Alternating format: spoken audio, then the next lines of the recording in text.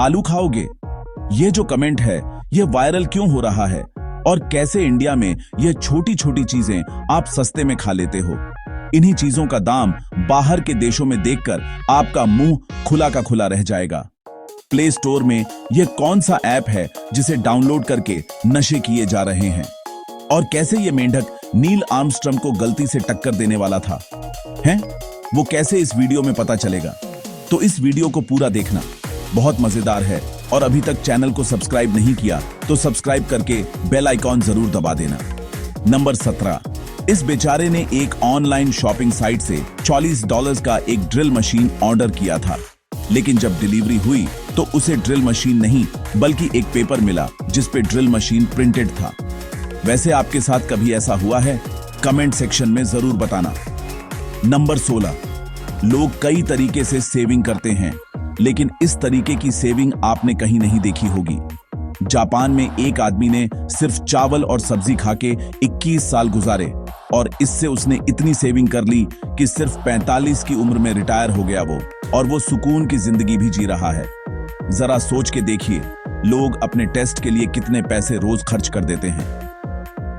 Number 15, जब America पर 91 का आतंकी हमला हुआ था तो पूरी दुनिया ने दुख जताया, लेकिन कना के मसाई कबीले ने कुछ ऐसा किया जो इतिहास में दर्ज हो गया। उनके लिए काउस उनकी सबसे कीमती संपत्ति होती है। अपने सहानुभूति दिखाने के लिए उन्होंने अमेरिका को 14 काउस डोनेट करने का फैसला किया। उनके पास मॉडर्न दुनिया की तरह फोन या इंटरनेट नहीं था, फिर भी उन्होंने उस दुख की घड़ी में साथ देने का या अनोखा तरीका निकाला। नंबर 14, यूके में एक सर्वे के मुताबिक आदमी अपने पार्टनर से ज्यादा अपने बार यानी नाई के प्रति ज्यादा वफादार होता है। जी हाँ, एक बार अगर उन्हें सही बार्बर मिल जाए ना तो वह सालों साल उसे नहीं बदलते, भले ही उनके रिश्ते बदल जाएं। सर्वे में शामिल आदमियों ने माना कि वो अपने बार्बर को धोखा देने के बारे में सोच भी नहीं सकते। लगता है लड़कों के लिए एक परफेक्ट हेयर कट का मामला परफेक्ट रिलेशन से भी ज्यादा सीरियस है। नंबर 13, कभी आपने नोटिस किया है कि दूसरे का बनाया हुआ सैंडविच हमेशा ज्यादा यम्मी लगता है? सिंपल लॉजिक है, जब खुद बनाते हैं तो पूरी प्रोसेस में देखते हैं, सोचते हैं, स्मेल करते रहता है, मन से पहले ही पेट भर जाता है, एक्साइटमेंट कम हो जाती है। इसलिए जब एक्चुअल बाइट मिलती है नयापन उतना फील नहीं होता, इसलिए टेस्ट थोड़ा फ्लैट लग सकता है। पर यही सैंडविच जब कोई और बनाता है तो एंटीसिपेशन कम होती है और सरप्राइज ज्यादा। फर्स्ट बट का वाव फैक्टर स्ट्रैंग लगता है, और यह बात स्टडीज से प्रूव हो गई है, मैं ऐसा खुद नहीं बोल रहा। नंबर 12, साइंटिस्ट ने अर्थ के लगभग 700 किमी नीचे, जिसे मेंटल ट्रांजिशन जोन कहते हैं, वहां एक हिडन ओशन ट्रेस किया है, जिसका पानी नॉर्मल लिक्विड नहीं बल्कि एक खास तरीके के मिनरल से बना हुआ है, जिससे पता चलता है कि अर्थ का वाटर साइकिल सिर्फ सरफेस तक लिमिटेड नहीं है। जरा सोचो, समुद्र के नीचे एक हिडन समुद्र है। वैसे कई लोगों का सवाल होगा, क्या हम इसको सिक्स्थ ओशन कह सकते हैं? बिल्कुल नहीं। साइंस के मुताबिक ये बस एक ट्रैप्ड वाटर है, कोई समुद्र नहीं। नंबर 11, 1965 में 16 साल के रॉबिन ली ग्राहम ने अपनी छोटी सी सेलबोट डार्ट पर दुनिया घूमने का सपना उठा लिया, बिल्कुल अकेला, बस कुछ प्यारे बिल्लियों के साथ। कैलिफोर्निया से निकलकर पहले हवाई, फिर पैसिफिक, इंडियन और अटलांटिक ओशन पर उसने स्टर्म्स का भी सामना किया, और बीच सफर में उसकी बोट टूट गई, जिसके बाद वो उसके नए बोट रिटर्न ऑफ डव को लेकर आगे बढ़ा। नेशनल ज्योग्राफिक ने उसकी कहानी फॉलो की और 5 साल में 300 माइल से भी ज्यादा के बाद वह घर लौटकर वह सबसे छोटा सोलो नेविगेटर बन गया।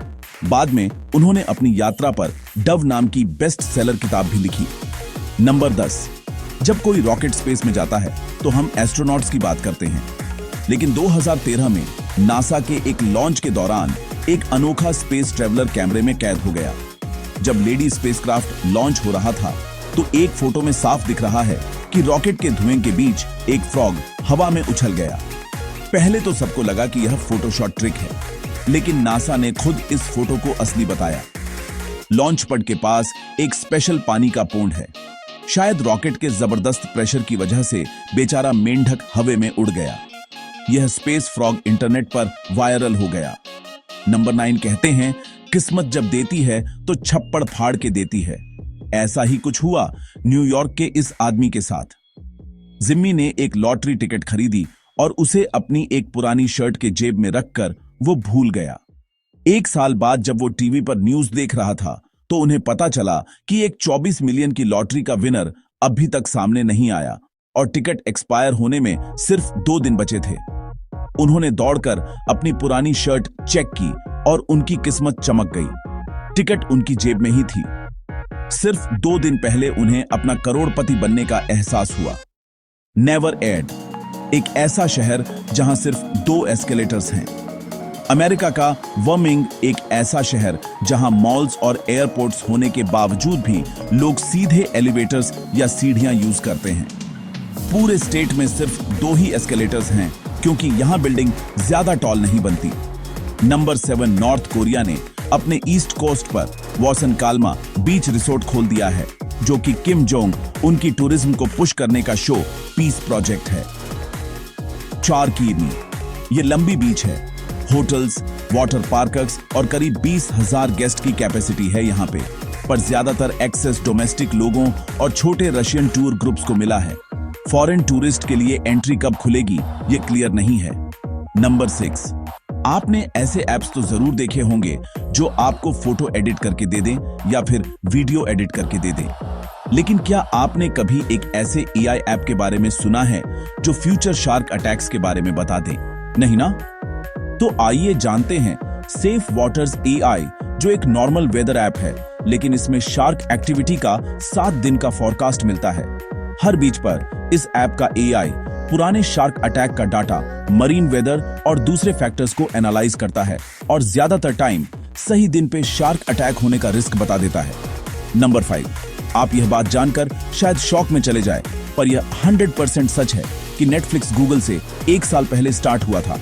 नेटफ्लिक्स 29 अगस्त 1997 को रीड हेस्टिंग्स ने शुरू किया था। तब वो डीवीडी बाय मेल सर्विस थी और फिर 2007 में स्ट्रीमिंग एलची करके नेटफ्लिक्स ने पूरी एंटरटेनमेंट इंडस्ट्री बदल दी। गूगल को लैरी पेज और सर्जी ब्राइन ने 4 सितंबर 1988 को ऑफिशियली शुरू किया था। वही टेक दुनिया में, जिसे आप स्ट्रीमिंग जॉइंट के रूप में जानते हैं, उसकी शुरुआत गूगल के पहले हो चुकी थी।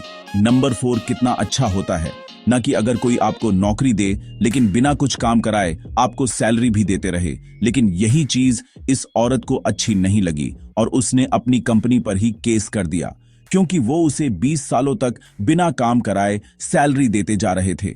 दरअसल हुआ यूं कि नौकरी के दौरान इस औरत की हेल्थ खराब हो गई, जिसकी वजह से उसे घर पर रहने को कहा गया। लेकिन ठीक होने के बाद भी उसे कोई काम नहीं मिला। बस हर महीने उसके अकाउंट में सैलरी आ जाती थी।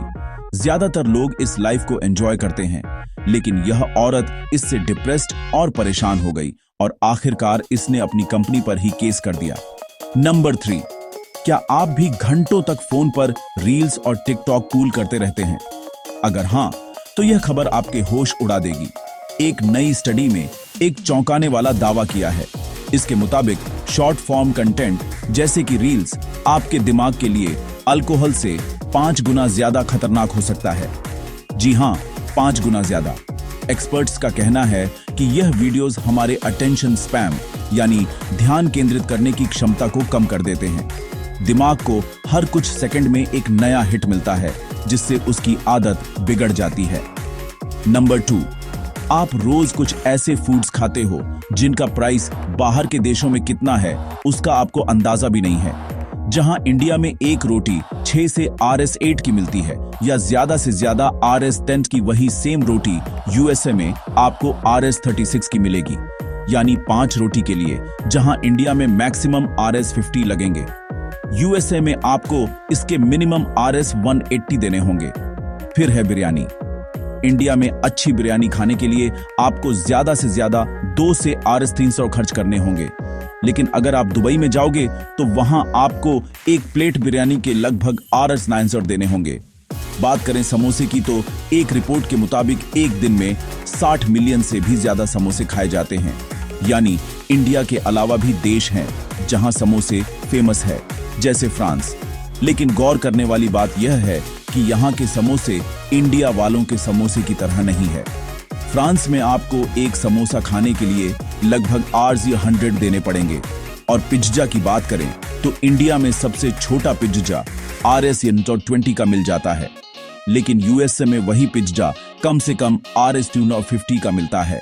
लास्टली पानीपुरी, इंडिया में आप सिर्फ $20 में 6 पानीपुरी खा सकते हो, लेकिन अगर आप फ्रांस में जाओ और आपको पानीपुरी खानी हो तो आपको इसके लिए करीब $750 खर्च करने होंगे, जिसमें आपको मिलेंगे सिर्फ 6 पीसेस। नंबर 1, आलू खाओगे कमेंट्स।